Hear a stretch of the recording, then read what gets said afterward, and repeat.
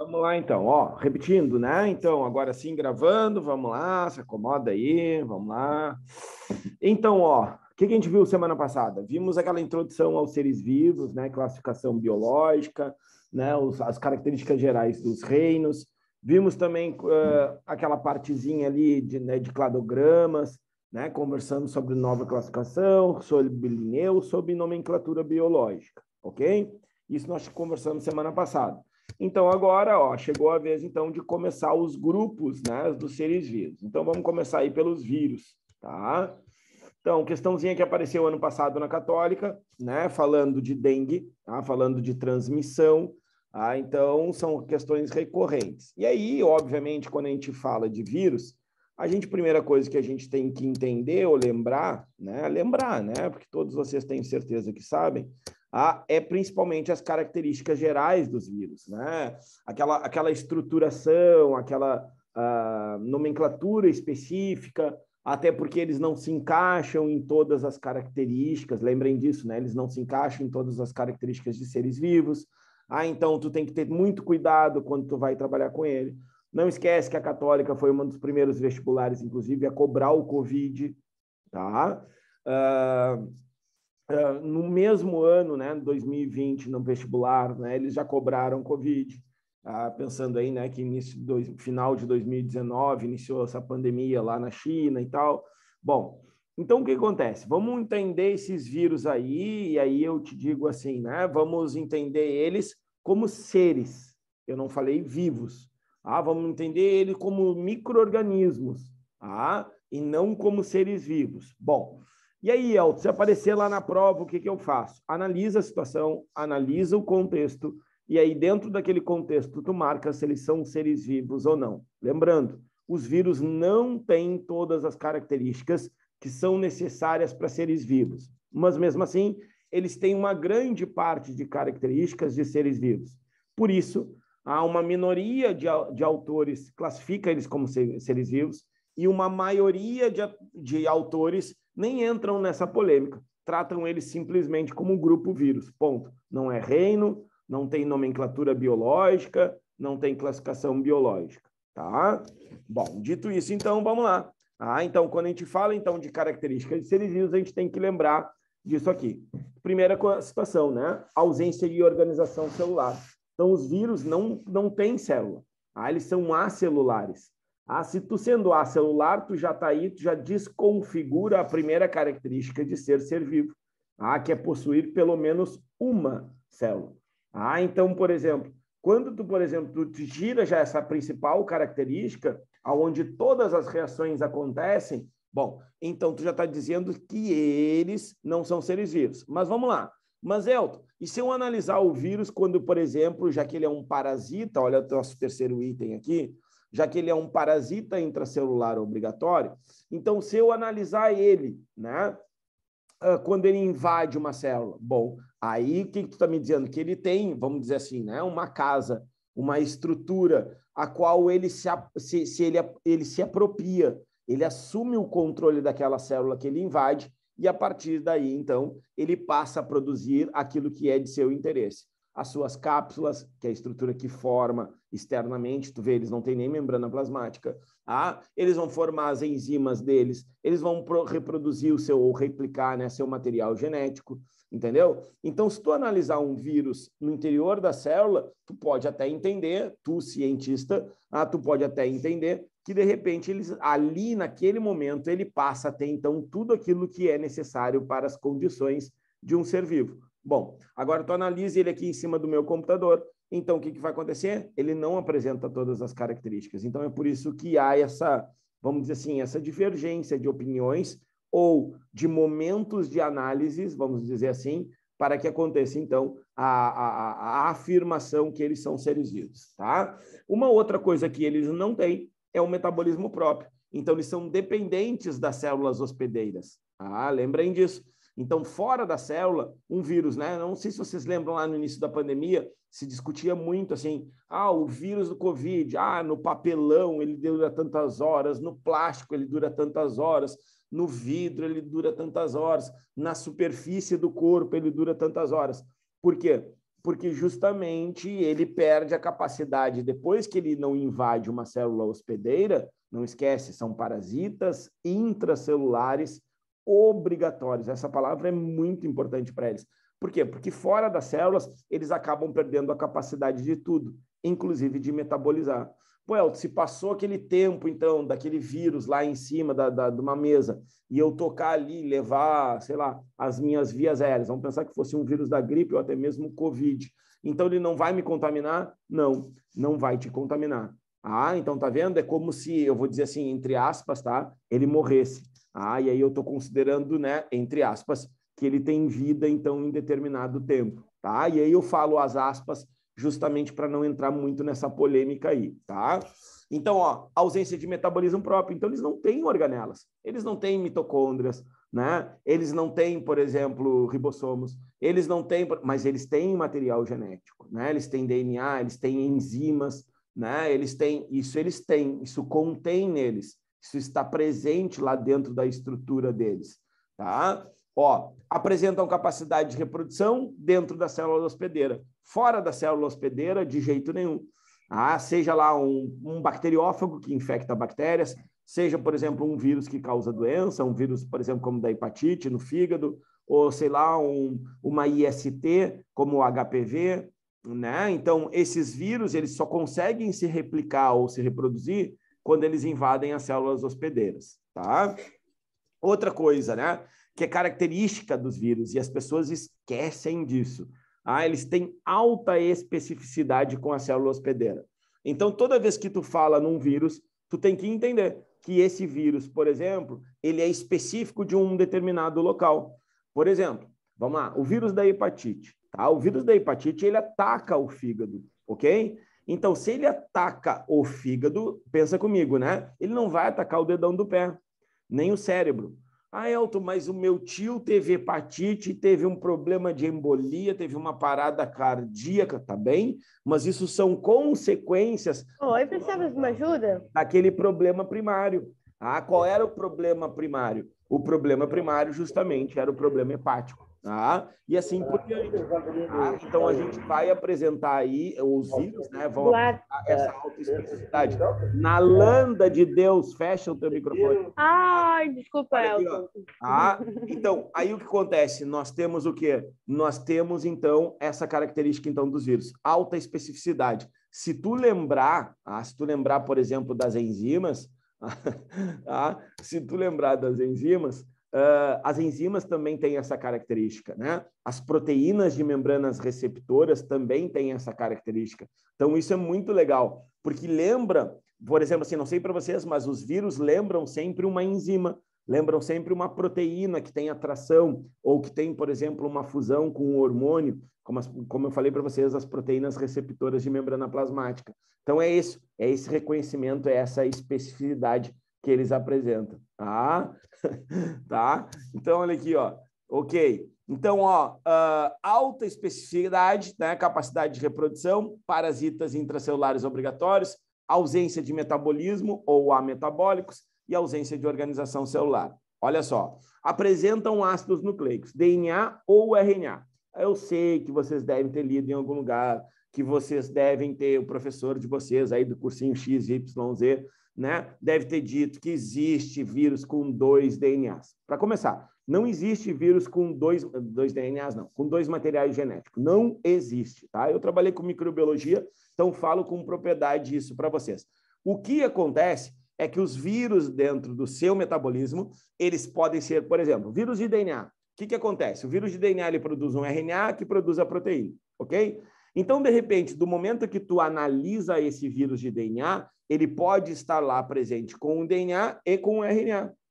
Tá? E qualquer um dos dois, tanto o DNA como o RNA, ele vai sintetizar a proteína, ou seja, ele vai expressar aquelas características que eles querem.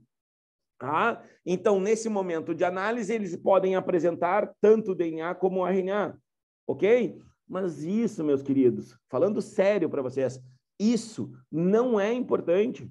Tá? Se tu me trouxer uma única situação, aí tu vai trazer o citalomegalovírus, que é o que todo mundo cita, porque é o único, né, que as pessoas indicam assim, ó, esse aqui tem 2 materiais genéticos. Não, ele não tem 2, é apenas um processo da transcrição e da tradução. E aí, quando tu analisa aquele vírus, ele passa a apresentar e passa a ter a capacidade, obviamente, né, pelo processo de síntese proteica, de, por exemplo, apresentar os 2 materiais genéticos. É isso. Então, por exemplo, algumas pessoas, alguns professores, alguns cursos aí, né, gostam de, porque pode existir. Tá, então estão inventando algo novo dentro da microbiologia. Mas Elton, no livro do material lá do não sei o que, lá de São Paulo, eu vi também, professor disse, tá bem. Então, de novo, tu vai achar situações onde eles são obrigados a te dizer que aquilo é uma exceção à regra. Então, ele não vai te pedir assim, os vírus são, podem apresentar material genético de DNA ou RNA. Essa é a resposta correta. Mas, se de repente tiver lá de DNA, RNA, DNA ou RNA e, eventualmente, algumas poucas espécies, alguns poucos indivíduos podem apresentar os 2. Bom, tá aí a resposta. Tu entendeu? Mas o que tem que ficar para vocês? Tem que ficar para vocês que o vírus ou é de DNA ou é de RNA. E aqui eu vou abrir um parênteses. Não esquece que os vírus de RNA, eles têm 2 tipos, tá? Então, vamos lá. Tu tem, primeiramente, né, um vírus de DNA que produz um RNA que sintetiza proteína. Ok, isso é o que, inclusive, os seres vivos fazem. Bactérias, fungos, protozoários, vegetais e animais, tá? Todos nós temos material genético de DNA, sintetizamos RNAs, né, no plural, né, e aí a gente sintetiza as nossas características, que são as proteínas. A gente chama de transcrição e tradução, ok? Quando o vírus é de RNA, ele pode ser de 2 maneiras. O vírus de RNA simples, que ele sintetiza diretamente a proteína, ou seja, ele só faz a tradução, que é a passagem do RNA mensageiro para o RNA, né, transportador e, consequentemente, a formação da proteína, ou, que é a exceção, que é o cara mais chatinho, que é aquele cara mais difícil de ser controlado, que são os retrovírus, que também é um vírus de RNA. Então, esse RNA, ele vai, ao invés de sintetizar diretamente a proteína, ele vai produzir um DNA simples, não fita dupla, ele vai produzir um outro RNA, que vai produzir aí, agora sim, a proteína. Então, é como se ele desse um passo atrás para depois ir lá sintetizar a proteína. Esses caras a gente chama de retrovírus, tá? Então, para fazer essa passagem, veja bem, para fazer essa passagem de RNA para DNA, existe uma enzima. E essa enzima tem nome. Ela é chamada de transcriptase reversa. Ou seja, aquela enzima que faz uma transcrição ao contrário. Ao invés de fazer DNA, RNA, ela faz RNA, DNA. Então, de novo, os retrovírus são esses vírus de RNA que produzem uma molécula de DNA simples, que produz uma outra molécula de RNA para depois sintetizar suas proteínas. Retrovírus. Exemplo clássico, né? HIV. Então, o HIV é um exemplo de retrovírus. Nós temos também, por exemplo, o COVID, que é um exemplo de retrovírus. Então, tá vendo? São vírus de RNA que tem essa enzima aí que faz esse processo inverso, tá? E por fim aqui, né, uma coisa que a gente sabe, e se a gente não sabia, a gente aprendeu com a pandemia, né, que os vírus têm uma alta capacidade de mutação e que, consequentemente, eles têm capacidade de evolução. Vamos lá. O COVID nada mais é do que um vírus que já era conhecido pela espécie humana, chamado de SARS-CoV. SARS-CoV, ele se apresentou já no planeta Terra de diversas maneiras, ou seja, ele evoluiu. Quando eu te falo de diversas maneiras, ele continuava causando, ele sempre causou, na verdade, síndromes respiratórias agudas, que é o que quer dizer SARS, síndrome aguda respiratória SARS, sistêmica. Então, isso quer dizer SARS. Então, ele sempre existiu, só que cada vez mais ele foi o quê? Se mutando e que, consequentemente, foi evoluindo. Evoluir não quer dizer melhora. Não esquece disso. Evolução quer dizer o quê? quer dizer alteração, modificação. Normalmente, as evoluções, ou seja, né, as alterações, elas geram o quê? Elas geram benefícios, tá? Mas pode acontecer de mutações serem maléficas. Por exemplo, na espécie humana, nós temos mutações que causam síndromes, por exemplo, síndrome de Klinefelter, síndrome de Turner, síndrome de Cri-du-Chat, síndrome de Down, ok? Mas nós também temos mutações que fizeram com que a gente chegasse até aqui. Porque quando a gente, eu digo, né, Homo sapiens. Aí ficou para trás Homo neanderthalis, Homo erectus, Homo robusto, Homo habilis, todos esses ficaram para trás. Por quê? Porque não tiveram o telencéfalo desenvolvido. Então, essas mutações foram gerando seleções, olha só, seleções naturais, com que fizesse com que a gente começasse a pensar, e por isso nós estamos aqui como Homo sapiens, o homem que sabe. Claro até aqui ou não?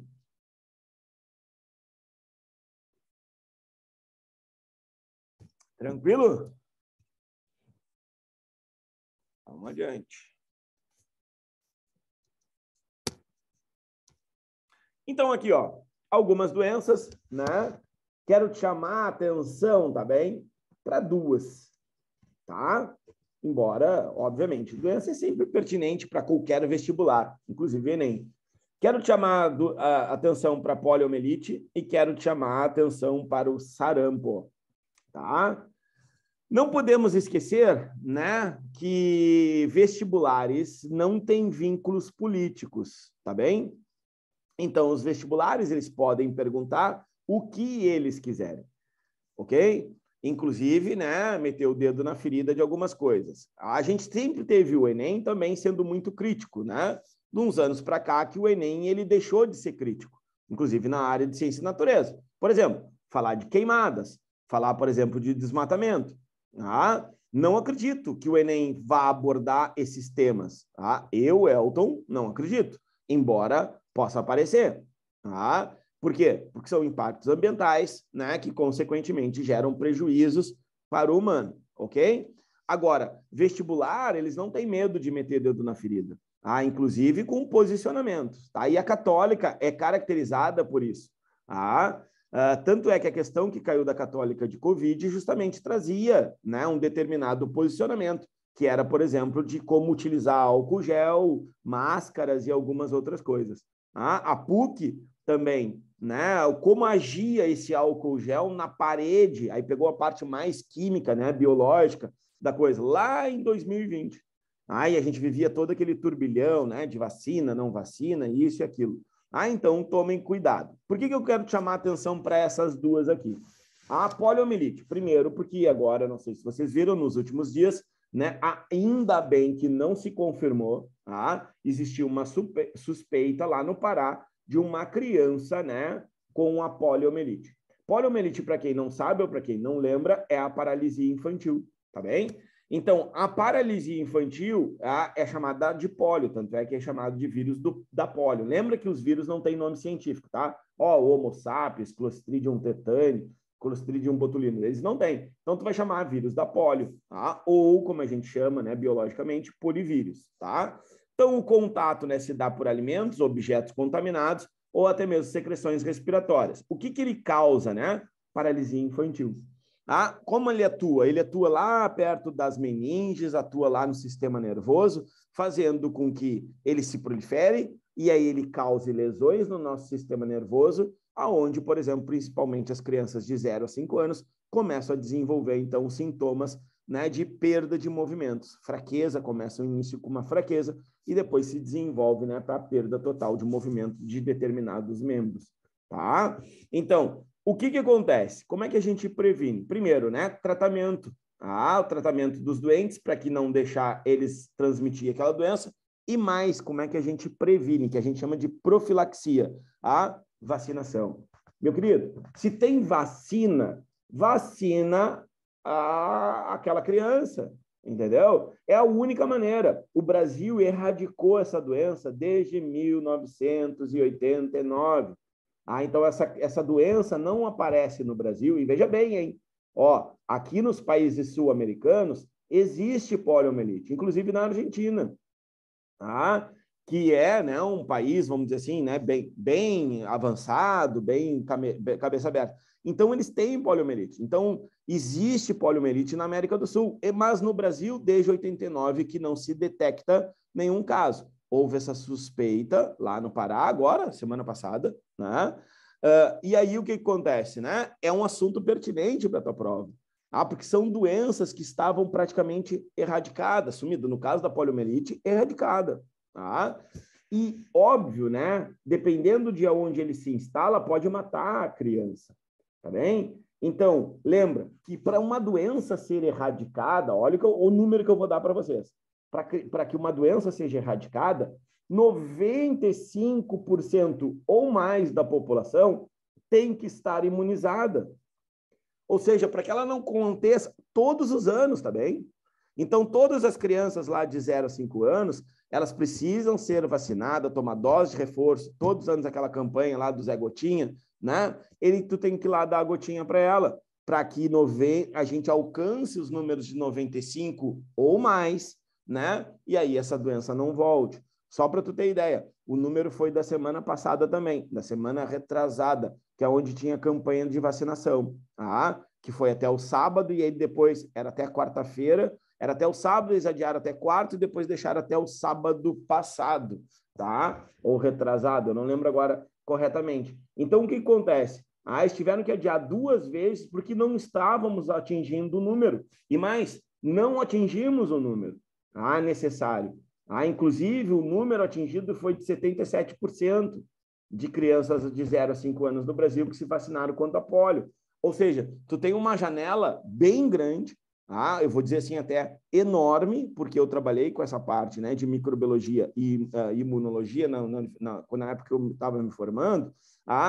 Então, assim, é uma janela muito grande. 15% da população de 0 a 5 anos não vacinada abre uma porta muito grande. Aí tu vai me perguntar, tá, Elton, mas se não tem caso no Brasil, como é que as crianças vão se contaminar? Justamente por isso. Os adultos que já estão imunizados, que passam a fronteira, que vão fazer compras, que viajam, que vêm de outros países. E isso, obviamente, é o que faz com que esse vírus circule. O vírus, não esquece, tu não precisa estar com a doença para estar com o vírus. Eu, por exemplo, agora posso estar com o vírus da poliomielite e não desenvolver os sintomas. Por quê? Porque eu já fui imunizado lá do meu 0 a 5 anos e criei a imunidade. Mas eu posso conter o vírus. E daqui a pouco eu tenho contato lá com o filho de um amigo meu, ou de uma amiga minha, e aí eu acabo contaminando essa criança caso ela não seja imunizada.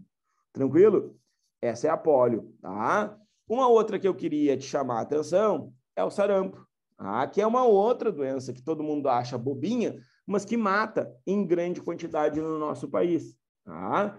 Então, quando a gente fala de sarampo, né, é contato direto.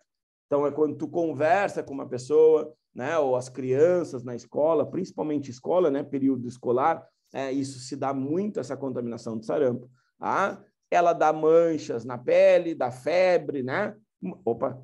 Mas também temos vacinação. E, de novo, é uma doença que vem crescendo os números. Os números do sarampo no Brasil só aumentam. Desde a pandemia, e eu entendo, na época da pandemia, né, as pessoas não queriam sair de casa, não queriam levar os filhos para tomar vacina, só que, né, entre aspas, já passamos pelo Covid, né? Embora esteja presente, vai continuar presente entre nós, e a gente precisa continuar o quê? A gente precisa continuar vacinando as crianças, porque é uma doença que mata, principalmente crianças imunossuprimidas, desnutridas, ou seja, crianças pobres. Tá? Então, isso é grave, tá? Então, a gente tem que incentivar, toda vez que tu puder, incentivar alguém a tomar essa vacina, tá? Tu vai incentivar, seja o teu vizinho, teu parente, e assim por diante, porque isso pode salvar vidas, tá bem? Então, sarampo, eu só estou tentando procurar aqui, que eu tinha salvo até uns números aqui do sarampo, só para vocês terem ideia. Deixa eu ver se eu acho aqui, ó.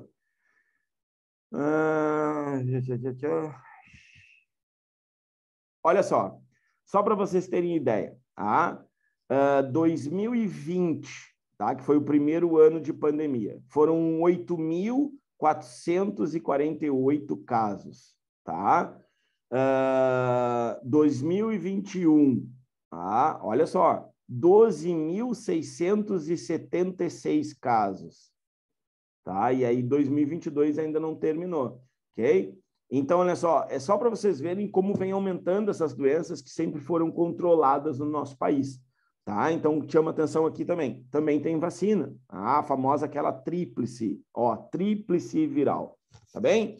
Quero te chamar a atenção, obviamente, uma doença sempre pertinente para Enem e, né, para como é que é, para vestibulares, que é, né, a AIDS, né? Então, síndrome da imunodeficiência adquirida, também chamado de SIDA agora, né? Aportuguesada.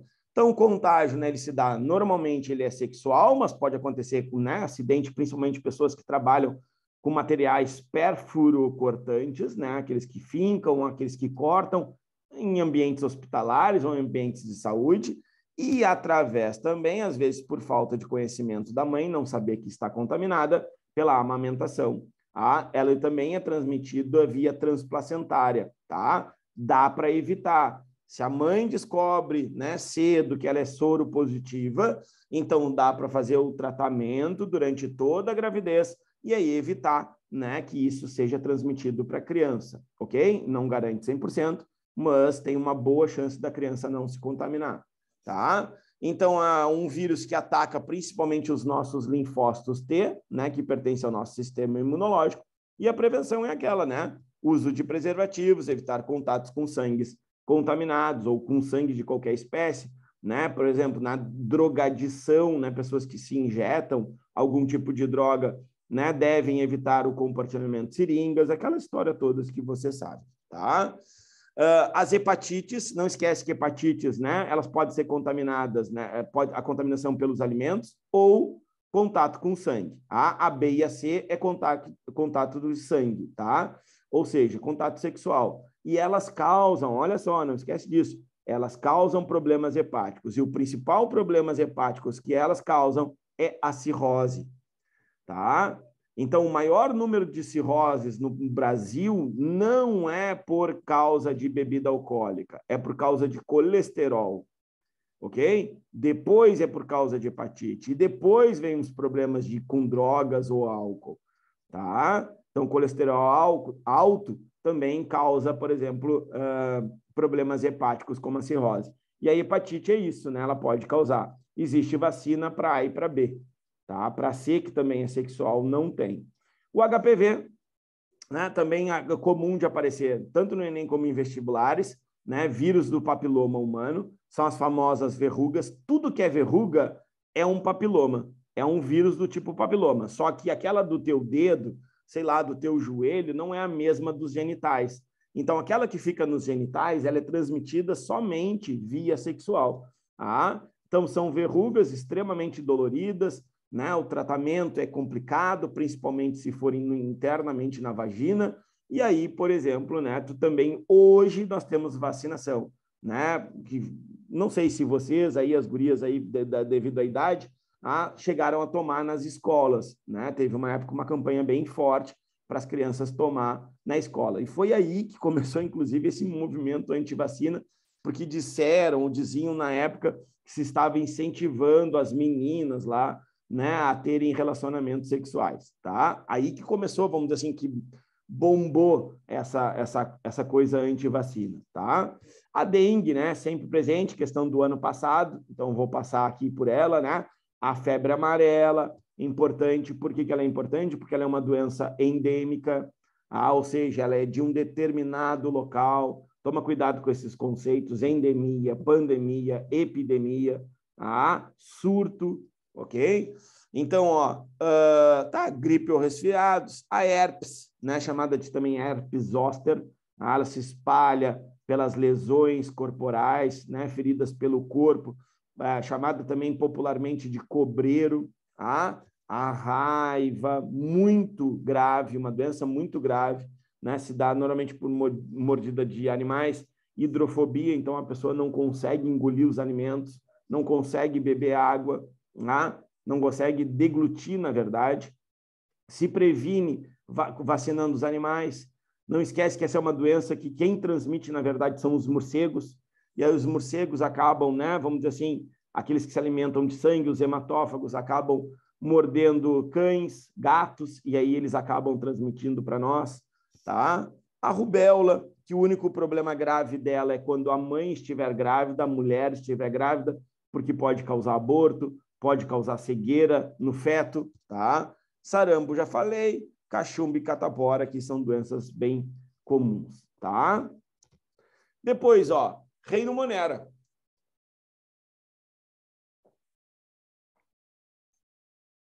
Tá? Reino Monera. Então, o que a gente tem, né? Primeira coisa, características gerais.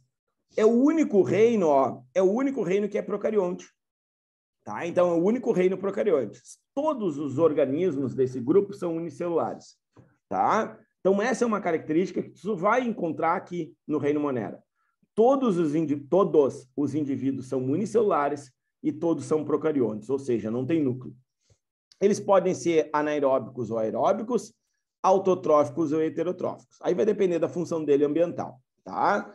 Bom, dentro desse grupo nós temos o quê? As arqueobactérias e as eubactérias que nós conversamos na aula passada. Aquela classificação nova, né? Chamada de VUS, a Margulis e Schwartz também, que é os superreinos ou os domínios, tá? Então, o que a gente tem aqui, ó? As arqueobactérias normalmente vivem em locais inóspitos, ou seja, locais que tu não esperava que tivesse seres vivos lá. Seria muito difícil tu ter um desenvolvimento de um ser vivo lá, tá? Então, por exemplo, locais onde são muito ácidos, locais onde tem pH muito baixo, locais onde tem uma grande produção de metano, inclusive produzida por alguma dessas bactérias. Então, ó, água muito salgada, pântanos e assim por diante, tá? Locais muito quentes, como dentro de vulcões, tá? E nós temos as eubactérias. Vamos dizer assim, são as bactérias atuais, são as bactérias, vamos dizer assim, que estão mais próximas da gente, que estão no solo, que estão nos alimentos, que estão no nosso corpo, né? As cianobactérias, que estão na terra também, ou que estão em lagos, e assim por diante, tá? Inclusive, as cianobactérias são aquelas que fazem fotossíntese, tá? Bom, o que é uma característica desse reino também? Apresentar um DNA circular, tá? Então, falou em DNA circular, tu tem que pensar o quê? É um DNA cromossomal, tá? Um DNA cromossomal circular. Só que, dentro do reino Monera, eles também vão apresentar os plasmídios, tá? Que também são pequenos materiais genéticos com DNA. Olha aqui, ó. São fragmentos de DNA, veja bem, extracromossomais. Toma cuidado com essa expressão, tá? O DNA é circular, ok. Todos do reino Monera têm DNA circular. Mas nós também temos os plasmídeos, que são pequenos anéis extracromossomais, tá? Que vão apresentar o quê? Que vão apresentar material genético, que inclusive são doados na reprodução sexuada pelas bactérias. E isso faz com que algumas bactérias possam criar resistência a antibióticos. Tá? Isso é bem legal delas. Além disso, os plasmídios também são muito utilizados aonde? Na biotecnologia. Servem como vetores, servem como transmissores, por exemplo, de algum determinado gene que a gente quer colocar numa bactéria. Vou te citar um, que já caiu 2 vezes no Enem. O gene da insulina. O gene da insulina foi inserida em bactérias, na verdade, né? A Escherichia coli, que é a mais utilizada para isso, através de plasmídios. Então, se fusionou o gene humano no plasmídio de uma Escherichia coli e, por exemplo, se introduziu nas Escherichia coli. E a partir daí, então, elas começaram a se replicar em laboratório e a produzir insulina. Então, uma das maneiras que se produz insulina hoje, através do processo de biotecnologia ou de engenharia genética, como vocês preferirem, é justamente esse, através de bactérias. Também tem a insulina de origem animal, que normalmente é retirada de porcos, né, ou de bois, e assim por diante, tá? Não esquece disso, a única organela que as bactérias, né, que os indivíduos do reino Monera, seja os cianobactérias ou bactérias, vão apresentar são os ribossomos. Porque os ribossomos são aqueles presentes, são aqueles que têm a função de síntese de proteínas e enzimas, tá? Então, eles podem produzir tanto as proteínas como as enzimas. As proteínas estruturais, as proteínas do citoplasma, as proteínas da membrana plasmática, da parede celular, não interessa. Quem produz são os ribossomos que estão lá dentro, tá? E mais, a síntese proteica, a síntese de enzimas. Então, por exemplo, como é que uma bactéria ou uma cianobactéria respira? Através de um processo enzimático. Quem é que produz essas enzimas? Os ribossomos que estão aí no citoplasma. Bom, existe uma outra estrutura também dentro do reino Monera chamada mesossomo, que é uma invaginação, é uma dobra da membrana plasmática. E essa dobra é nessa região que vai ficar a maioria das enzimas do metabolismo de uma bactéria. E aí, quando eu te falo do metabolismo de uma bactéria, eu estou te falando principalmente das enzimas respiratórias. Sejam elas para fazer a respiração aeróbica ou para fazer uma respiração anaeróbica. A parede celular, a parede celular é uma característica, né, do reino Monera, então ela vai ser formada de peptidoglicanos, tá? Então, peptidoglicanos, então depois, já vou te adiantar, os fungos de quitina, tá? Os vegetais de celulose. Então, só aí eu te falei, de 3 tipos diferentes aí de parede celular. Ainda nas algas, pode ser celulose, ok? Pode ser de outras substâncias, como a sílica. Então, tu vai ter, né, paredes celulares diferentes. Então, peptidoglicano, né? Então, né, aqui no reino Monera. Veja bem, algumas bactérias podem apresentar uma cápsula ainda externa à parede celular, né, que é uma proteção extra para dar maior resistência, maior proteção, principalmente contra o sistema imunitário. Se alguém aí tem gastrite, se alguém tem gastrite, e essa gastrite é uma gastrite bacteriana, a H. pylori, ou Helicobacter pylori, que se instala, por exemplo, lá no nosso estômago, ok? Essa bactéria tem cápsula. Até porque, né, ela precisa dessa cápsula para suportar o suco gástrico, né? O suco gástrico lá, o HCl, né, poderia destruir essa bactériazinha lá dentro do nosso estômago, tá? Então, ela vai se proliferando vagarosamente ali no nosso intestino, e aí o suco gástrico, né, vai tirando um gelzinho que a gente tem lá de proteção, chamado de mucina gástrica, e aí a gente vai tendo o quê? A gente vai tendo lá vamos dizer assim, uma corrosão, né? Uma irritação da parede do nosso estômago, que nada mais é do que a gastrite, tá? Bom, depois a gente tem aqui a morfologia, né? Que são os cocos, os bastonetes, né? Os vibriões e as espiroquetas. Então, aqui são as formas, os cocos são as bolinhas, tá? Depois a gente tem os bacilos, que lembram bastões, os vibriões, que são em forma de vírgula, como vocês quiserem, e as espiroquetas, né, ou os espirilos, que são aí os indivíduos aí que vão ter, né, formato helicoidal, tá? Bom, depois aqui, né, as divisões, aqui os Staphylococcus e os Streptococcus, tá? Tem algumas doenças, né, Staphylococcus aureus, Streptococcus afarensis, epidérmicos, né? Então, alguns deles vão estar presentes aí, causando doenças, principalmente de pele, respiratórias e assim por diante, tá? A nutrição, né? A nutrição, então, das bactérias e das cianobactérias, elas podem ser através de um parasitismo, elas podem ser saprófitas. Sabe o que é saprófitas ou não?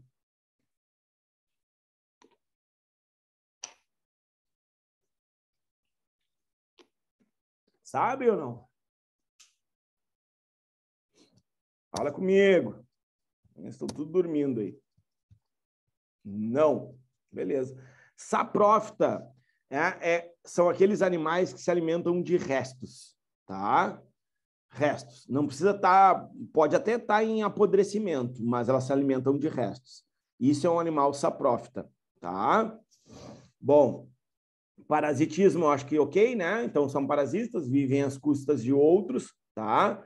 Mutualismo é aquilo que acontece nos líquens, onde tu tem bactérias que se associam a fungos, né, aos fungos para, por exemplo, tirar vantagem, e aquelas que são autótrofas, né, cianobactérias principalmente, mas também tem bactérias que fazem fotossíntese. E algumas, olha aqui, ó, só para te lembrar, né, que também serão o quê? Através da quimiossíntese, ok? O que é a quimiossíntese, Elton? É a produção de matéria orgânica a partir de reações químicas, tá? Que é o que acontece, por exemplo, lá no ciclo do nitrogênio. As bactérias, as pseudomonas, né? As bactérias, as nitrossomonas. Então, essas bactérias aí, elas fazem reações químicas e, com isso, elas produzem, né, o seu próprio alimento, só que não pela fotossíntese. É bem legal esse processo, um pouquinho, não sei se mais complexo, mas no meu ponto de vista químico, ele é mais interessante, tá? Bom, a reprodução, então, ó, ela pode ser sexuada, né? É bem mais rara do que a assexuada. Então, ó, se dá através da conjugação, que é a troca de plasmídios, a transformação quando uma bactéria incorpora o DNA do meio, aonde ela está. Isso acontece muito em laboratório e é extremamente perigoso. Por quê? Porque essas bactérias podem englobar material genético de outras e acabar se mutando, e aí tu tem um problema num laboratório. E aí a transdução, que aí, por exemplo, os vírus vão servir de, vamos dizer assim, vetores do material genético para que aconteça, então, né, essa alteração de material genético das bactérias. E a assexuada, que é a mais comum, né, que é muito rápida, não tem variabilidade genética, não esquece disso, tá? Isso serve para a bactéria como para qualquer outro ser vivo. Qualquer tipo de reprodução assexuada, ela é mais rápida, tá? Isso já caiu, inclusive, no Enem, tá? Ela é mais rápida e mais, né? Além de ser mais rápida, ela não tem variabilidade genética. Então, a gente pode ter, ó, cisparidade, que é a divisão simples, né? Normal. Bipartição, divisão binária, é a mesma coisa, tá? Ou esporulação. Então, ela vai produzir esporos, 2, 3 esporos. Ela, vamos dizer assim, morre, mas deixa os esporos no ambiente. E aí, quando esses esporos encontrarem condições ideais, condições boas, eles acabam formando de novo a célula bacteriana. Tranquilo aqui? Alguma coisa vocês querem que eu volte?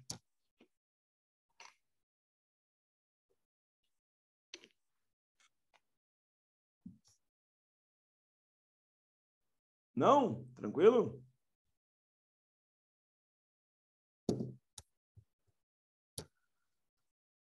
Vamos lá, então. Seguindo. Olha aí, ó. Então, algumas doenças, né, causadas por bactérias. Vamos começar aqui pela cólera. Então, ó, a cólera, uma doença que normalmente quando tem contato, né, com fezes de outras pessoas, né, excretas de uma forma geral, então água contaminada, alimentos contaminados, causa uma grande diarreia e desidratação, então um problema é para pessoas idosas, para pessoas desnutridas, crianças, né?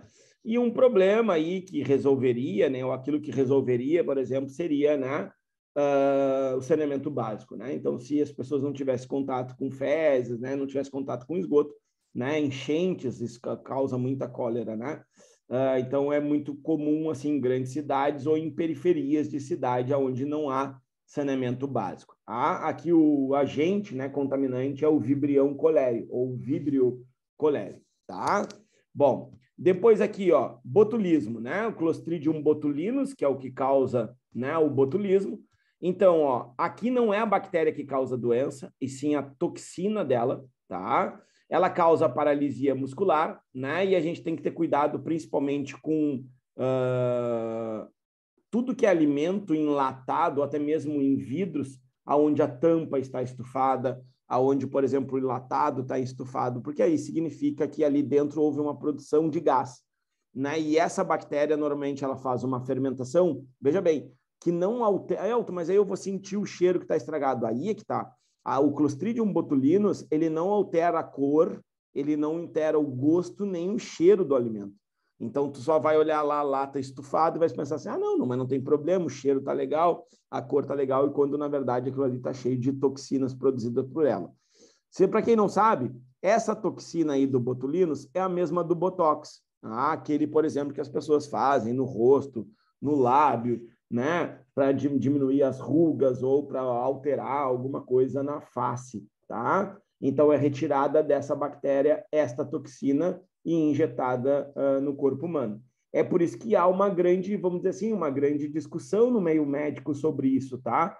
Porque é uma toxina biológica, tá? É uma toxina química, é uma toxina de um parasita, né, que é a bactéria, e que causa sérios problemas. O botulismo, dependendo de onde a toxina se instala, ele pode, por exemplo, matar, tá bem? Depois aqui a sífilis, que é uma IST, uma infecção, né, sexualmente transmissível, tá? Então, ó, a sífilis, né, ela se dá pelo contato sexual ou, né, pela mãe, transmitida de mãe para filho, tá? E aí a sífilis tem 3 estágios, né? Estágio primário, secundário e terciário. Sempre o terciário, obviamente, é o mais grave. Tanto é que a gente chama de neurosífilis. Ela vai avançando. Ela pode, só para vocês terem ideia, se ela não for tratada, ela pode passar assim, ó, desde o primeiro sintoma, que são, né, feridas, né, corrimentos na região genital, desde esses primeiros sintomas, que a pessoa não trate, obviamente com antibióticos, ela pode passar até 1 ano e meio no corpo. Ela vai e volta, e aí não é com feridas, tá? A sífilis primária é esses corrimentos, essas feridinhas na região genital, depois ela pode voltar 6, 7 meses depois, né? Entre 3 e 6, 7 meses depois, ela pode voltar como se fosse um problema de pele pelo corpo todo, e aí depois, quase 1 ano, 1 ano e meio depois, ela pode reaparecer aí já como atacando o sistema nervoso. Tá? Então, para vocês verem, é uma doença bem séria. Aí, às vezes, as pessoas têm e nem sabem que tem. Também pode matar aí, no caso, se deixar avançar para neurosífilis, tá? E aí, obviamente, que as mulheres, né, quando estão grávidas, né, também a bactéria acaba passando para a criança, que pode causar aborto, malformações e uma série de problemas aí correlacionados. A leptospirose, né, Leptospira interrogans é o nome do agente. Também se dá, ó, com água contaminada com a urina de rato, e aí, obviamente, esse rato também tem que estar com a bactéria, tá? Então, ó, ela vai te dar dores no corpo e febre alta. Tá? Aqui na nossa região, um local muito comum que acontecia bastante, né? Morei lá 9 anos, é em Pelotas. Porque em Pelotas, quando chove, ela alaga muito, né? Então, as pessoas tinham muito contato ali na região, né? Bem na região central de Pelotas. Agora não, né? Porque agora fizeram toda uma reforma lá e tal, que era no mercado público. E eu morava até perto ali do mercado. Então, o que acontece? Lá, quando chovia, os bueiros, obviamente, enchiam, e aí os ratos saíam muito. Então, tinha muita... se detectava, isso era um controle que tinha lá da Secretaria de Saúde, e de Epidemiologia lá de Pelotas. Então, se detectava muito a presença, por exemplo, da Leptospira interrogans ali. E outra, tu não precisa ter corte, né? Tu não precisa ter uma unha encravada, tu não precisa ter nenhuma feridinha, ela passa pela pele, tá? A hanseníase ou lepra, a Mycobacterium lepre. Então, ó, contágio se dá pela saliva, né? Ou contato direto com as secreções, lesões na pele. E a vacinação pode evitar, né? Pode evitar, então, e evitar o contato com essas pessoas. Então, um problema muito sério que se dá pelo corpo, né? Para quem não for fazer nada esse fim de semana, sugiro até um filme para ver como era tratada a lepra, né? Anos atrás, né? Aqui no Brasil, aqui na América do Sul, né? Que é Diários de Motocicleta. Ele retrata bem, claro, fala de Che Guevara, mas também ele fala, por exemplo, dessa questão, dessa contextualização, né? Por exemplo, da lepra. Então as pessoas eram literalmente isoladas mesmo, assim, sabe? Eram colocadas numa ilha para que não tivesse contato com ninguém, tá? Depois, febre maculosa, que é uma doença transmitida pela picada do carrapato, né? Dá dores no corpo, né? Uma febre muito alta. As rickétsias são as principais, os agentes aí bacterianos. A tuberculose, né? Contato direto com as pessoas. Então, o sistema imunológico, todo ele facilita, né, o desenvolvimento. Então, o tubérculo, na verdade, quem causa é o nosso corpo, é a reação das nossas células de defesa, né, em relação ao corpo. Então, é ele que vai causar o tubérculo, que é onde fica ali a lesão, né, da bactéria. E aí tem um micobactério, a Mycobacteria tuberculosis, tá? Então, hoje a gente tem a vacina, né, para tuberculose. A gente também deve isolar, né, fazer o isolamento das pessoas e principalmente o tratamento, que é longo, tá? O tratamento, às vezes, de tuberculose pode durar 1 ano, tá? A meningite, que pode ter N fatores. Ontem ainda eu conversava sobre isso, né? Meningite, na escola que eu trabalho aqui em Rio Grande. Então, por exemplo, assim, ó, a meningite é uma doença que, por exemplo, assim, ó, ela pode ser causada por vírus. ela pode ser causada por bactérias, ela pode ser causada por fungos, ela pode ser causada por substâncias químicas, assim como a pneumonia também. Tá? Então, são vários fatores que podem atingir. Nesse caso, se for bacteriana, é o meningococcus. Tá? Então, ó, meningococcus, coco, lembra? É a forma redondinha aquela. Tá? Ataca as meninges, que são as membranas que envolvem o sistema nervoso central. Tá? Também tem vacina. A pneumonia, e aí a pneumonia é sempre pertinente, pensando até inclusive no Covid, a gente viu um outro vírus causando a pneumonia. O que é a pneumonia, né? Então, a pneumonia nada mais é que uma inflamação dos pulmões, tá? E aí, de novo, se tu, de repente, trabalha num local onde tu inala uma substância química, né, que aquilo ali vai começar a inflamar, tu vai ter pneumonia. Claro que se tiver bactérias, vai acentuar. Claro que se tiver um vírus ou, por exemplo, um fungo, isso vai acentuar. Por exemplo, uma pessoa que faz uso de drogas inalantes, seja lá cocaína, benzina, qualquer coisa dessas aí. Então, obviamente que tu também está causando uma reação no teu corpo a retirar aquilo de lá. Então, pode causar pneumonia, assim como bactérias. Tá? A gonorreia, uma IST também, né? Infecção sexualmente transmissível, então, contato sexual, inflamação do ureter, né? E aí, né, ter sempre o uso de preservativos. O tétano, que é do mesmo grupo do botulismo, aqui era um Clostridium botulinus, aqui é um Clostridium tetani, tá? Então, os esporos que vão, né, ter a penetração, por exemplo, no nosso corpo, em uma lesão, aí tu precisa de um corte, tá? E aí eles também vão liberar uma toxina, tá? Só que essa toxina faz o inverso do botulinus. O botulinus, ele faz o quê? Ele faz com que a pessoa não consiga contrair a musculatura, que eu digo assim, é um relaxamento. É como se ele relaxasse a musculatura. Já, por exemplo, no teto é o contrário, né? É uma contração praticamente intensa da musculatura. É o resto. Tem vacina e tem soro, tá? Tem um soro antitetânico. Depois que a pessoa foi detectada, tá com tétano, aí não adianta mais a vacina. Aí tu tem que tomar o quê? Tu tem que tomar o soro, que é para inibir, né, como é que é a ação dessa toxina, tá? E aí a coqueluche e a difteria, que são duas doenças também bacterianas, de menor importância. Tranquilo? Dúvidas nessas aqui?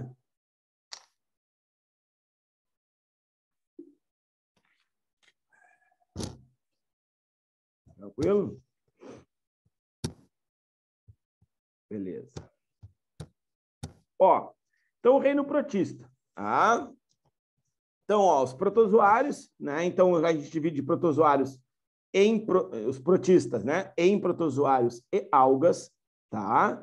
Então, antigamente era só os unicelulares, aí agora tem as algas também pluricelulares, tá? Então, vamos começar aqui por baixo. Então, o que eu tenho aqui, Eu tenho, primeiramente, protozoários, tá? E não começar por cima, que tem, por exemplo, a osmorregulação. Então, tu pensar em um protozoário no meio ambiente, tem que pensar como é que ele controla, né, a quantidade de água. Osmose, tá? Não esquece, a osmose é passiva, do menos por mais, sem gasto de energia, olha a água, ela se vai, chuar. Tá? Então, a água sempre vai de um meio de onde tiver menor concentração para um meio onde tiver maior concentração. Tá? Então, ela vai sempre do menos para o mais. Então, o que acontece? Só que aí, por exemplo, pensa, um protozoário, um ser vivo, ele sempre vai ter uma concentração maior, né, no citoplasma dele. Então, a água do ambiente, vamos dizer assim, do ambiente de água doce, entraria tanto na célula que explodiria ele. Só que ele tem que desenvolver um mecanismo que é extremamente importante, que são os vacúolos pulsáteis ou contráteis, tá? Esses vacúolos pulsáteis ou contráteis vão fazer o quê? A expansão ou a diminuição do seu tamanho para controlar a entrada e saída de água, tá? E aí, com isso, eles fazem, então, esse controle hídrico, ou também chamado de osmorregulação. A reprodução, ela pode ser assexuada, que é a mais comum, cisparidade, inclusive caiu já no Enem, tá?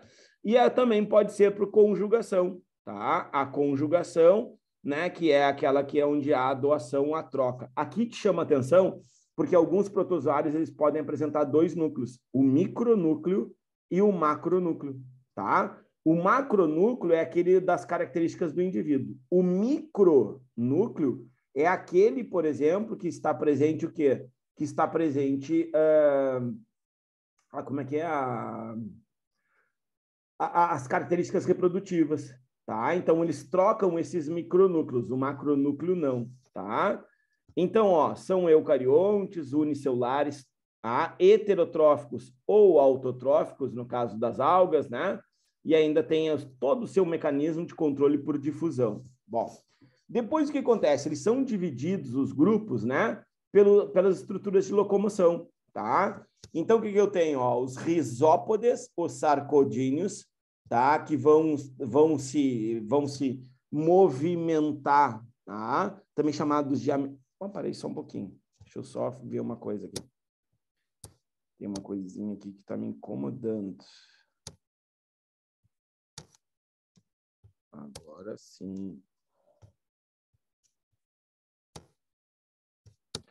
Agora vai. Tinha uma coisa ali no meio, eu liguei uma...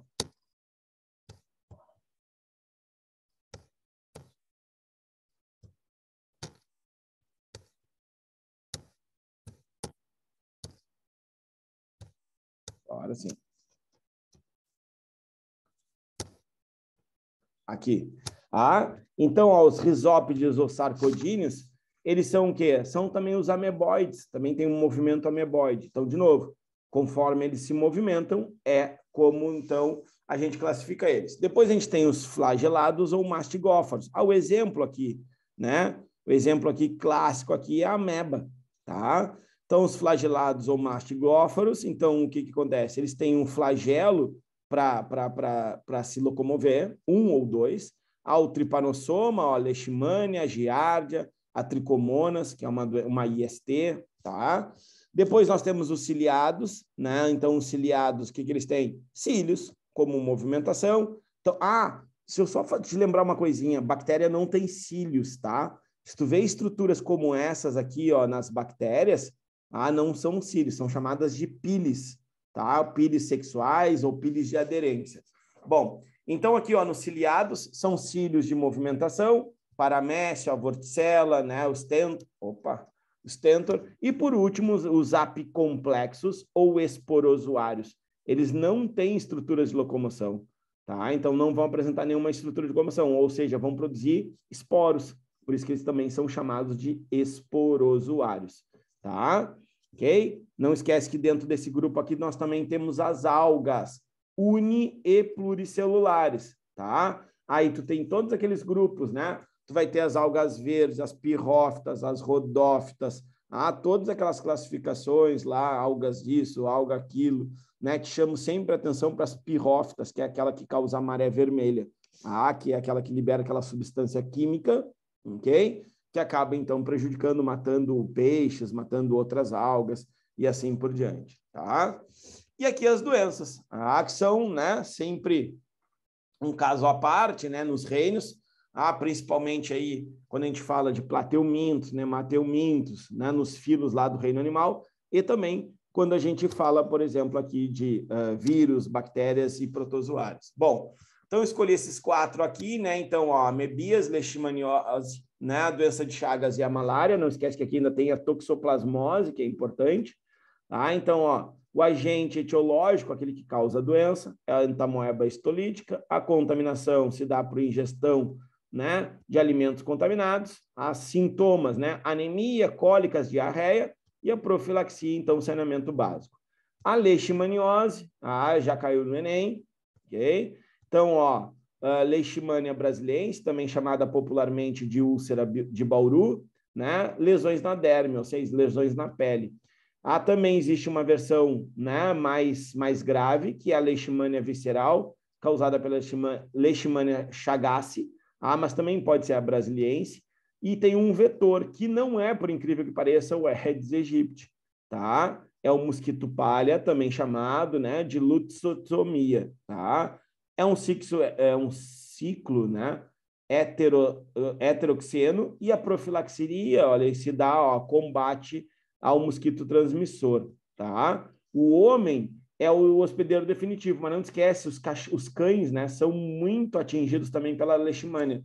E é daí que vem esse ciclo, né? Então, um cãozinho contaminado, o mosquito palha pica ele e depois nos pica e acaba nos transmitindo, então, né, esta doença, tá? E aí a pessoa começa a desenvolver problemas de pele, se for o caso da úlcera de Bauru, né, estruturas na pele, ou ainda, por exemplo, se for, por exemplo, a visceral, que aí é mais grave, porque aí começa a comprometer o funcionamento dos órgãos, tá?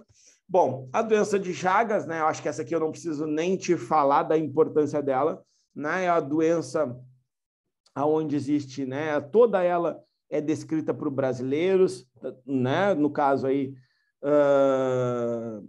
o Carlos Chagas, né? Então ele conseguiu descrever toda a doença e todo o ciclo reprodutivo do barbeiro.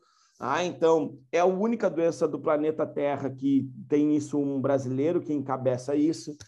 Então ó, como é que é o agente etiológico é o Trypanosoma cruzi, que é um flagelado. O vetor é o barbeiro, que é um triatoma infestans. É um ciclus heteroxeno, para quem não sabe ainda o que é heteroxeno, é quando tem outro animal que também pertence ao ciclo, ou seja, ele tem, né, uma parte no humano, uma parte em outro animal, tá? Que é o caso aqui, ó, do cão, do gato, né? E aqui nesse caso aqui do barbeiro. A transmissão, ó, não é através de casas de barro, né? Mas é através, né, principalmente não da picada, lembra disso, né? Não é a picada que faz com que se transmita o tripanossoma, e sim quando tu passa a mão, porque a picada dele dói, e aí quando tu passa a mão, toda vez que ele te pica, ele suga o teu sangue e ele defeca. E aí quando ele defeca, ele libera os tripanossomas. E aí quando tu esfrega essa região, nós mesmos, quando esfregamos a região da picada, então ele acaba então contaminando, nós acabamos nos contaminando, tá? Então também hoje se sabe, né, que a gente pode pegar doença de Chagas, né, ou adquirir essa doença através de alimentos. Eu costumo dizer para os meus alunos o açaí, hoje, né, a gente sabe bastante, que transmite a doença de Chagas. Por exemplo, outros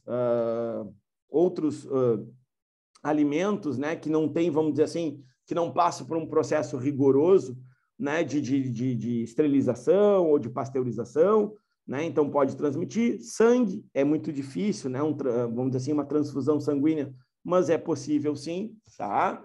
E aí, ó, os sintomas, né, então ele ataca normalmente o coração, que aí começa a causar o espessamento das paredes do coração, o que compromete o funcionamento, tá? Então, nós temos aí também a malária também transmitida pelo um mosquito chamado de Anopheles, a fêmea do Anopheles, porque normalmente as fêmeas são o quê? São, por exemplo, hematófagas, se alimentam de sangue.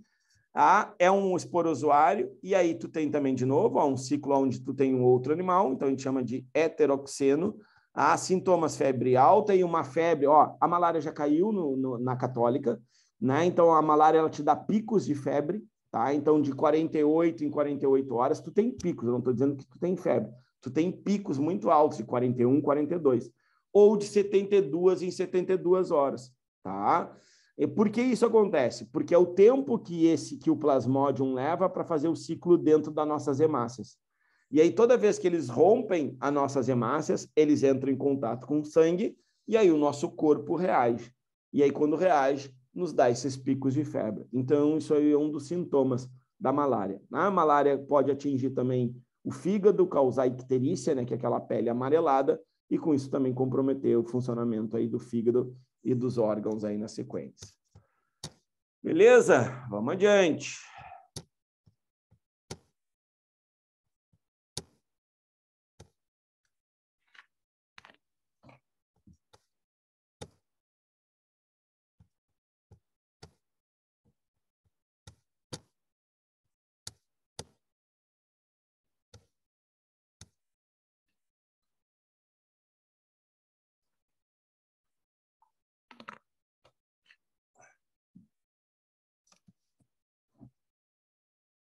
Aí, ó. Vamos adiante. Reino animal. Tá? Como eu sempre digo, né, os animais são sempre importantes para a prova da católica. Normalmente, todos os anos tem uma questão. O ano passado não veio uma questão direta, veio essa questão que eu falei para vocês da dengue. Tinha saber alguma coisa ali do mosquito e tal, mas normalmente aparecem questões de animais, tá? Seja de invertebrados ou seja de vertebrados, tá? Então, ó, isso aqui é um cladograma onde a gente consegue organizar, pelo menos, as ideias em relação aos animais, tá? Então, o reino animal é composto de vários filos esses chamados de porífera, quinidária, plateumintos, nemateumintos, moluscos, anelídeos, artrópodes, equinodermas e cordados, tá? Esse é o reino animal. Bom, aí dentro a gente tem uma diversidade muito grande. Então, ó, o que faz com que todos esses indivíduos aqui sejam classificados dentro do reino animal? Primeira coisa, todos eles são multicelulares. Todos eles são multicelulares, tá? Apresentam desenvolvimento embrionário de mórula e blástula. Todos eles têm mórula e blástula, tá? Pelo menos. Bom, aí o que acontece? Quem é que tem a primeira curva aqui? São os poríferos. Então, eles são os animais mais primitivos, tá? Não é correto falar, mas eu vou dizer para vocês, são os menos evoluídos, tá?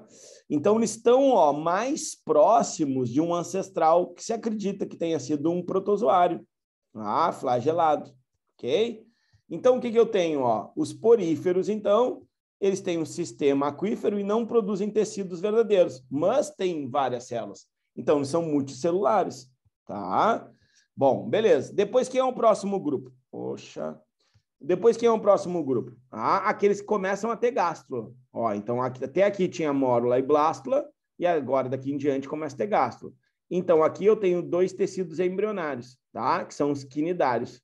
Então, 2 tecidos de blástico. Aqui, nesse caso, especificamente, vai ser a ectoderma, que é aquela parte mais externa, e vai ser também a endoderma, tá? Não tem mesoderma aqui em quinidários. Bom, vamos indo mais adiante. Eu tenho, então, agora os triblásticos e bilateria, ou seja, são bilatérios, simetria bilateral. Então, quando tu divide o animal ao meio, ele gera metades iguais, tá? E aí eu tenho uma curva. E aí, nessa curva, eu tenho animais protostômios. Ou seja, aqui o blastóporo, a gente já viu o que é isso, o blastóporo vai dar origem primeiro à boca, tá? Então, todos esses aqui, que estão aqui nesse ramo aqui, plateumintos, nemateumintos, moluscos, anelídeos e artrópodes, são protostômios. Os deuterostômios são só esses 2 aqui. Beleza. O que acontece aqui? Eu tenho os triblásticos agora, acelomados, são os plateumintos. Não tem cavidades corporais. Depois eu tenho o quê? Os triblásticos pseudocelomados. Então, o que acontece? Aqui eu tenho já cavidades corporais, mas essas cavidades corporais não são verdadeiras, são formadas de outros tecidos que não a mesoderma. Aí aqui eu tenho os esquizocelomados. E eu já te falei o que era isso.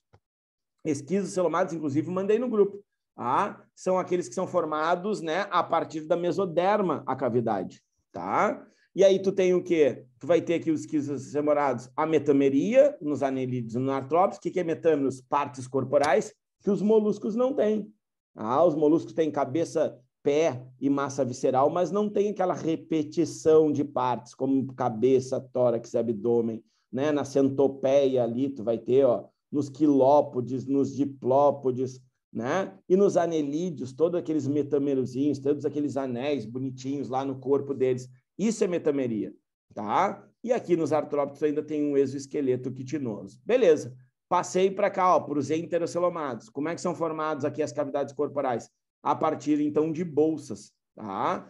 E aí eu tenho o quê? Eu tenho equinodermatas, onde eu tenho, por exemplo, né, simetria secundária e pentarradial ou radial, como vocês quiserem. E aí depois eu tenho os cordados, que se dá através também, são metamerizados, né? E aí tem a presença de notocorda e tubo neural. E esse tubo neural é dorsal, tá? Então, essa é uma classificação geral, assim, né, de cada um desses grupos ou de características, né, importantes de cada um desses grupos aí que vão se apresentar. Agora a gente vai, né? No reino animal, então, nós temos o quê? Algumas características gerais. Vou começar aqui pelo cantinho, Então, o que eu tenho?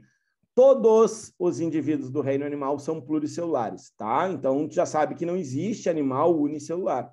Então, todos são eucariontes, apresentam núcleo. Lembra, só tem um grupo que é procarionte, e esse único grupo procarionte é quem? Esse único grupo procarionte é o reino Monera. São heterotróficos, não tem, então, indivíduo que faz fotossíntese aqui. São vertebrados e invertebrados, aeróbicos, então não tem quem faça fermentação, quem respire aeróbica, não tem respiração aeróbica. Normalmente se reproduzem sexuadamente, mas tem, obviamente, indivíduos que vão se reproduzir assexuadamente, tá? Vão apresentar blasto e celoma, ok? Que é uma característica desses indivíduos aí, tá? Simetria bilateral, aonde tu dividir o indivíduo ao meio, ele vai gerar duas metades iguais. Também pode ser radial ou assimétrico no caso dos poríferos aí. Tá? Então, essas são as características do reino, como um todo, tá? Pensa assim como um todo, ok? Bom, depois a gente passa para o primeiro filo. Qual é o primeiro filo? O primeiro filo, né? O primeiro filo, então, é o filo porífera. De novo, são aqueles mais simples, né? São aqueles que estão, né, mais próximo dos, dos ancestrais e assim por diante, tá?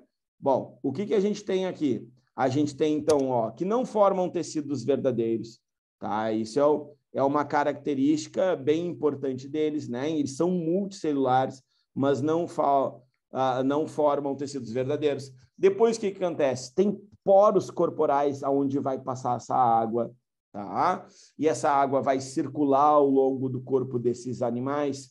São assimétricos, então, quando tu corta um animal ao meio, ele não forma metades iguais. Isso pode parecer bobagem para ti, mas para a classificação dos animais é muito importante. E eu, quando dou aula disso aqui, né, quando a gente tem mais tempo, assim, eu sou muito chato em relação a isso. Por quê? Porque é isso que separa um animal mais complexo de outro menos complexo. Tu saber o que é triblástico, tu saber quem tem tecido verdadeiro, tu saber quem é pseudocelomado, tu saber quem é celomado. E vou te dizer, quem faz a tua prova da Católica também sabe que isso é importante e também leva isso em consideração, tá? Inclusive, tu pode achar, ou se vocês quiserem, tem até umas tabelinhas aí na internet que diz assim, esse é diblástico, esse não tem tecido verdadeiro, esse é pseudocelomado, esse é celomado. Isso tem que saber para a prova da Católica. E eu vou te dizer, aí, falta 2 semaninhas, 3 semaninhas, tá? Então, não desconsidera isso, porque isso pode definir lá tu acertar ou errar uma questão daquelas 5 lá que vão aparecer, tá? Então, são animais sésseis, que isso é uma coisa bem, vamos dizer assim, entre aspas, né? Estranha para os animais. Tu tem um animal que não tem movimento ou que ele, por exemplo, seja preso a um substrato, é o caso dos poríferos. A reprodução aqui, em sua grande parte, é assexuada e são as esponjas. Bom, e aí faltou falar dessa célula, né? Que são, por exemplo, os coanócitos. Então, coanócitos são animais, são filtradores, tá? Se eles são filtradores, então também eles podem ser bioindicadores ambientais.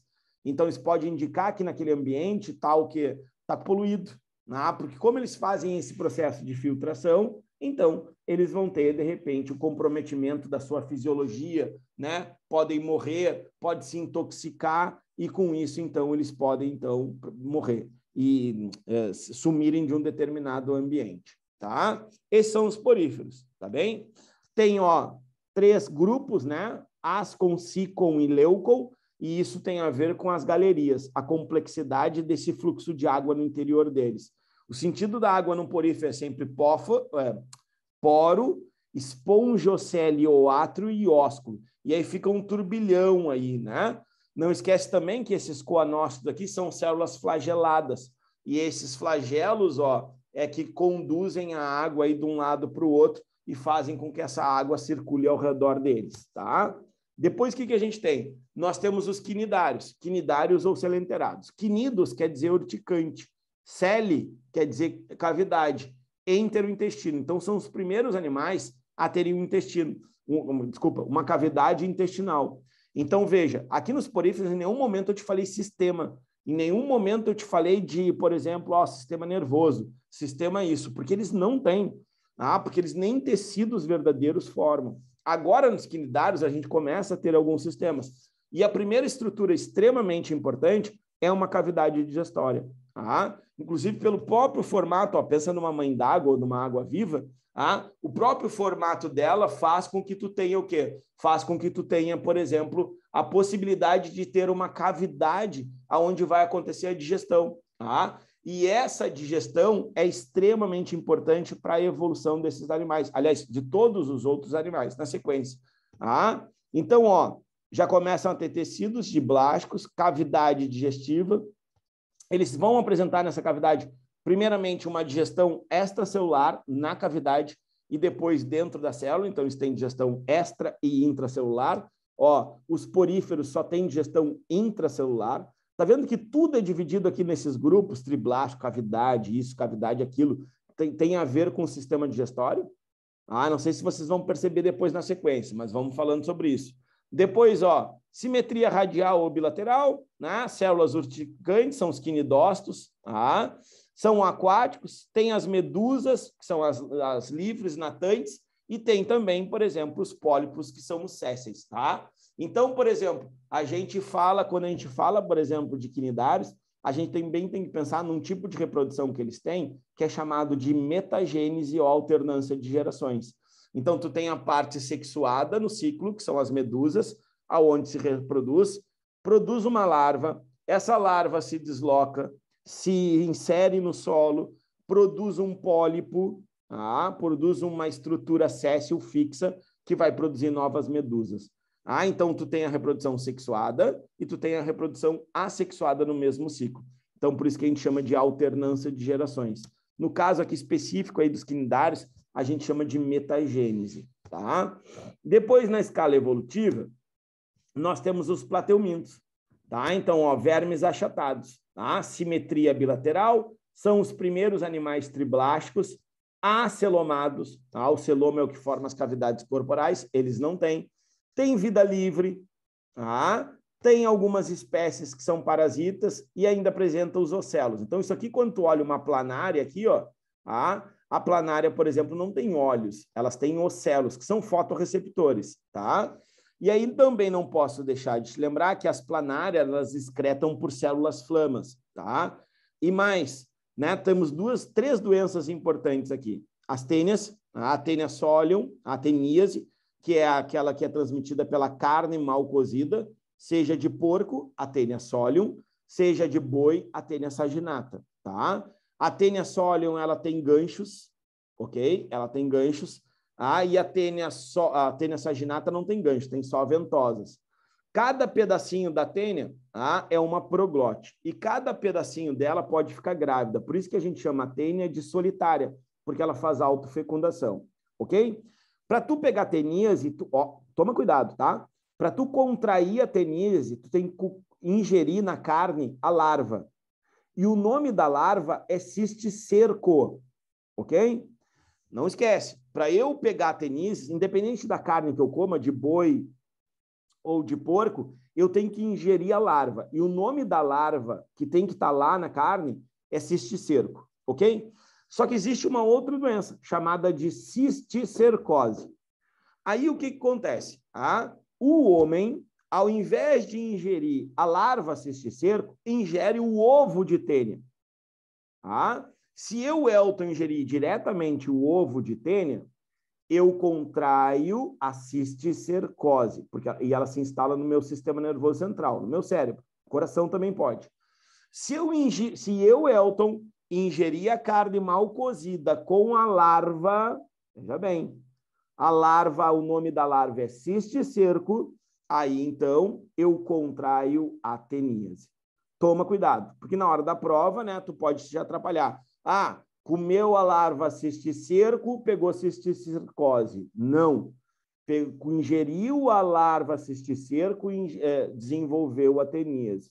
Ingeriu o ovo, desenvolveu a cisticercose. Tá? Bom, e aqui a gente também tem uma outra doença que é chamada de esquistossomose. Tá? Então, quem que são as esquistossomoses? É o esquistossoma mansoni. Tá? Então, a esquistossoma mansoni é aquela que tem a ver com o caramujo. Então, o que acontece? Tu vai lá, te joga num riozinho, num laguinho, Nesse laguinho tem o quê? Tem uma larva chamada de larva cercária, e aí tu te contamina. O que acontece? Ela se instala lá na tua via porta hepática, lá perto do fígado, se reproduz, porque aqui tem machos e fêmeas, né? E aí eles liberam os ovos. Toda vez que tu defecar, essa água tiver contato com essas fezes com ovos, tiver contato com a água, o que vai acontecer? Esses ovos eclodem, formam a primeira larva chamada de miracídio. O miracídio vai procurar o caramujo do gênero Bionfalaria. Dentro desse caramujo, o que vai acontecer? A larva miracídio vai se transformar em larva cercária. Para quê? Porque é a larva cercária que nos contamina pela pele. De novo, então, a larva que contamina, que eclode do ovo nas fezes, é chamada de miracídio. Vai no gênero Bionfalaria do caramujo. E aí libera, então, uma outra larva chamada cercária. Então, quem contamina o humano? Larva cercária. Quem contamina o caramujo? Larva miracídio. Tá bem? E assim segue o ciclo. Tá? Bom, depois o que nós temos? Nós temos os nemateumintos, né? Então, são vermes agora cilíndricos, simetria radial, mas principalmente bilateral, são triblásticos, vida livre, parasitas. E aqui estão as famosas lombrigas, né? Então, aqui a gente tem a ascaridíase, do Ascaris lombrigoides, da famosa lombriga. Tu tem aqui, por exemplo, também a filariose, né? Aquela do mosquito culex, daquele que é elefantíase, também chamada de elefantíase. Então, tu tem aquela doença onde fica aqueles membros, né, bem desenvolvidos, por causa que essa larva se instala no nosso sistema linfático. Então, também causada pela... Olha o nome da filariose, né? Vulchereria bancroft. E é transmitida pela picada do culex. Ascaris lumbrigoides, que causa, por exemplo, ascaridíase. A gente também tem como é que é? A oxiurose, aquela que está uma coceira na região perianal, lá perto do ânus. Então, uma doença que não causa, assim, vamos dizer assim, nenhum mal, assim, vamos dizer assim, fisiológico, é mais mesmo esse desconforto, essa doença, essa coceira na região anal. E aí as pessoas normalmente levam a mão à boca ou vão fazer comida e acabam contaminando outras pessoas, tá? E ainda tem o quê? Ainda tem a ancilostomose, do ancilostoma duodenale, que é o famoso amarelão, a doença do jeca tatu, tá? Essa, por exemplo, se dá pela pele e no caso da lombriga, ela se dá pela ingestão de alimentos contaminados, tá? Bom, depois o que a gente tem? Olha aqui, ó, os moluscos, né? Então, os moluscos aí tem 3 grupos. Tem, por exemplo, o grupo dos gastrópodes, dos caramujos e das lesmas. Tem o grupo, por exemplo, dos cefalópodes, né? Que é o grupo, por exemplo, da lula do polvo. Tem o grupo, por exemplo, dos pecilópodas, ou os bivalves, que é o grupo aí, por exemplo, dos mariscos, das ostras, tá? Então, normalmente são em ambientes úmidos ou aquáticos, tá? Simetria bilateral, são triblásticos celomados, corpo mole, que é uma característica, moles, molusco, né? Quer dizer mole, tá? Depois, o que a gente tem? Alguns podem ter concha, tá? Então, tem uns que tem, inclusive, tem 2 conchas, né? Tem alguns que têm conchas internas, tá? Tem um sistema circulatório aberto, com exceção dos cefalópodes. Nos cefalópodes, né, na lula, no polvo principalmente, né, na lula, eles têm um jato de tinta que serve para dispersar predadores, tá? Eles também têm o sifão, que é uma estrutura, né, que é propulsora de água para que eles consigam escapar, né, de predadores, e para se deslocar. São animais extremamente caçadores, né? Eles caçam, tá? Principalmente lula e polvo, então se alimentam de outros animais. Se a gente pensar ainda no gastrópode, principalmente aí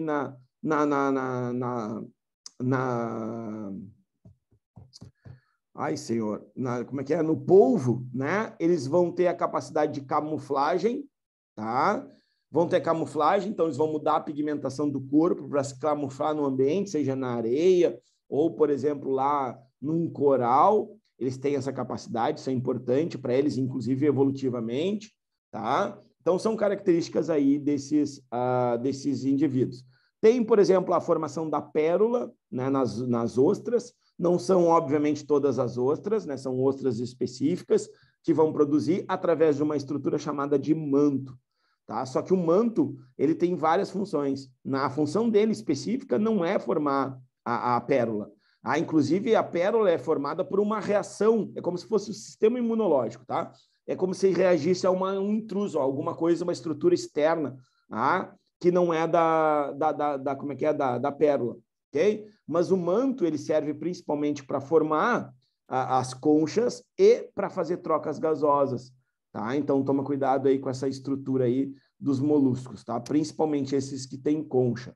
E aqui, ó, os anelídeos, né? Aqui embaixo, ó. Então, ó, vão estar em locais úmidos, aquáticos, tá? Corpo segmentado, né? Em anéis, são triblásticos, celomados, corpo mole, são hermafroditas, tá? Então, as minhocas, então, elas fazem a fecundação cruzada. Uma minhoca fecunda a outra, tá? Então, as minhocas, inclusive, olha aqui, ó, lembra dessa estruturinha aqui, ó? Essa estrutura aqui das minhocas, ó, que eu estou passando aqui o cursor em cima, é chamada de clitelo. A minhoca, embora faça, olha aqui, ó, uma tem a fecundação cruzada, a fecundação não acontece dentro do corpo da minhoca, acontece dentro desse clitelo que sai do corpo da minhoca e vai formar um casulo. Então, a fecundação é externa, toma cuidado com isso. Que os caras podem te dar um desenho de duas minhoquinhas lá, né, fazendo fecundação uma na outra, mas a fecundação não ocorre dentro do corpo da minhoca, ocorre fora do corpo da minhoca, tá? Tem a sanguessuga, que é parasita, okay? Que inclusive produz uma substância chamada de hirudínia, que é um anticoagulante, tá? Então, ela não, para evitar realmente a coagulação. E mais, né? A gente tem os poliquetos, né, que são animais de grandes profundidades, que também são anelídeos, mas que importância assim, ecológica assim, é mais no contexto de estar presente lá e ter a sua importância na cadeia alimentar. Agora, pouco estudados também. E aqui nos anelídeos, não esquece das minhocas, que elas têm uma importância ambiental. E essa importância ambiental é justamente porque formação do humus, decomposição não, né? Mas formação do humus, que nada mais é que as fezes da minhoca, mas a areia misturada. Elas abrem galerias no solo, e essas galerias no solo servem justamente para quê? Para infiltração de água e também a entrada de oxigênio para as raízes dos vegetais respirar. Por isso que a gente diz assim, ó, se o solo tem minhoca, é um solo fértil, que facilita, por exemplo, isso aí nas bactérias. Os artrópodes, né, tem um exoesqueleto de quitina, tá? É o único grupo que tem um exoesqueleto e de quitina, que é um polissacarídeo. Tem membros articulados, que inclusive é o que dá o nome a este grupo. Corpo segmentado, né? Então, ó, os crustáceos, não esquece, os crustáceos excretam por células verdes, tá? Como é que é? Os aracnídeos excretam por células... tu me racha, cara. Olha aqui, ó. Excretam, por exemplo, por glândulas coxais ou antenais, que foi a questão da prova. Foi a questão da prova, já da católica. Os artrópodes excretam por túbulos de Malpighi. A respiração é filotraqueal ou traqueal. Tá? Então, esses cuidadinhos. Tu tem os quilópodes ainda, né, que tem um par de segmento por patas. Tu tem os diplópodes, que tem 2 pares de segmentos por patas. Por exemplo, nos escorpionídeos e nos aracnídeos, tu tem as quelíceras, que injetam a peçonha. Tu tem o aguilhão, né, que injeta, por exemplo, a peçonha lá nos escorpiões. Tu tem a forcípula nos quilópodas, tá? Que é no caso na centopeia e da lacraia, né? Que a picada é bem dolorosa, inclusive. E aí, para fechar, que eu vou deixar os cordados para a semana que vem, nós temos os equinodermas, ambientes aquáticos, todos eles, Tem um endoesqueleto, ou seja, um esqueleto interno agora, que é calcário, triblástico, celomado, simetria lateral. Só que aqui eu quero te chamar atenção para duas coisas. Uma eu vou voltar, que eu não falei, e a outra eu vou te falar aqui. A primeira delas, esses animais são os primeiros a serem deuterostômios, tá? Os primeiros a serem deuterostômios. E existe aqui, principalmente no ouriço do mar, uma estrutura chamada de lanterna de Aristóteles, tá? Que é tipo uma língua que tem dentes que serve para raspar o alimento incrustado, tá? E aqui, aqui nos moluscos, principalmente nesse carinha aqui, no caracol, os caracóis, eles também apresentam uma língua que tem dentes, só que aqui é chamada de rádula. Então, olha só, o ouriço do mar tem uma língua com dentes chamada de lanterna de Aristóteles. E aqui nos caracóis, a gente também tem, nos gastrópodes, né? A gente também tem uma língua com dentes, só que aqui é chamada de rádula. Outra coisa, e aí sim eu fecho por hoje. Os equinodermas, eles têm um sistema chamado de sistema ambulacrário, ou também chamado de sistema hidrovascular. Esse sistema é um sistema de fluxo de água dentro do corpo dos equinodermas, que serve para as trocas gasosas, que serve para conduzir excretas, que serve para conduzir o nutriente, que serve, por exemplo, para, para reprodução, para liberação, por exemplo, de espermatozoides e óvulos, e assim por diante. Ou seja, eu costumo dizer que o sistema ambulacrário, ou ambulacral, ou hidrovascular, ele tem todas as funções fisiológicas aí, tá? Desse grupinho animal. Fechou? Fechou, então. Vimos aí, então, praticamente todos os seres vivos, né? Falta ainda agora os vertebrados, que nós vamos dar uma atençãozinha especial, e os vegetais, que a gente nunca pode descartar. Tá bem? Então, nos falamos aí na sequência.